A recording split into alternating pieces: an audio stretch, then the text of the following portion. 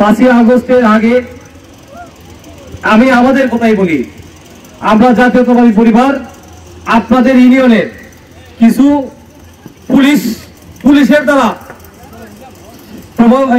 প্রভাবশালী, আমরা তাদের পারিবারিক ব্যাকগ্রাউন্ড বলে অনেক কিছু আমরা জানি, কিন্তু তাদের পেশি যুক্তিতে বলিয়ান না, তারা পুলিশের দ্বারাতে প্রভাবশালী হিসেবে আমাদেরকে এই লস্করপুর ইউনিয়নে এসে আমাদের দলীয় কর্মকাণ্ড বা দলীয় কথা বলার কোনো পরিবেশই ছিল না, তাদের কারণে আমরা করতে পারি না।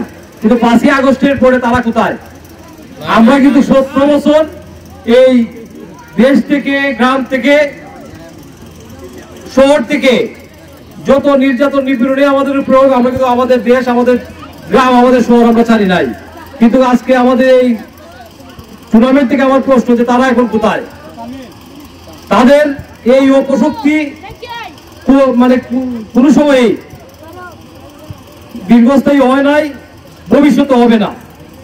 আমরা ছাত্র জনতার এই বিপ্লবের মধ্য দিয়ে দেশে একই সুবাতাস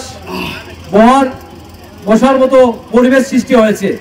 তাই আমি বলবো যে সকলকে, যে আমরা যে বাতাস বইতে শুরু করেছে, আমরা আশা করব যে আমাদের আন্দোলনের মধ্য দিয়ে যে অন্তর্বর্তীকালীন সরকার প্রতিষ্ঠিত হয়েছে, ওনাদের মধ্য দিয়ে একটি বাংলাদেশের একটি এই গণতান্ত্রিক সরকার প্রতিষ্ঠিত হবে, এই আশা করি।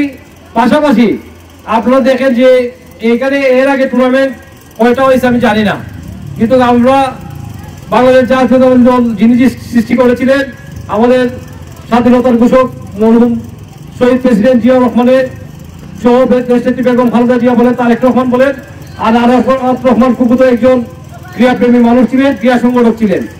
আমাদের জাতীয়তাবাদী দলের যেমন ক্রীড়ার দিক দিয়ে ভূমিকা, সকল ক্ষেত্রেই আমাদের প্রেসিডেন্ট জিয়া রহমানের ভূমিকা ছিল। আমি আশা করবো আমাদের জাতীয়তাবাদী পরিবারের এই লস্করপুর ইউনিয়নে যারাই আছেন, আজকে যারাই খেলেছে, খুব সুন্দর একটি খেলা উপভোগ করে আমাদেরকে উপভোগ করার সুযোগ করে দিয়েছে। এই মাঠে শত শত দর্শক একটি ভালো খেলা উপভোগ করেছে। আমি আশা করব ভবিষ্যতে আমাদের আরাফাত রহমান কুকুর নামে যে টুর্নামেন্ট চালু হয়েছে, এটা যেন প্রতি বছরের এই চালু থাকে। আমরা যারা আছি এখানে, জেলা থেকে এসেছি, আমরা আমাদের অবস্থান থেকে আমরা সর্বোচ্চ সহযোগিতা করব, যাতে আমাদের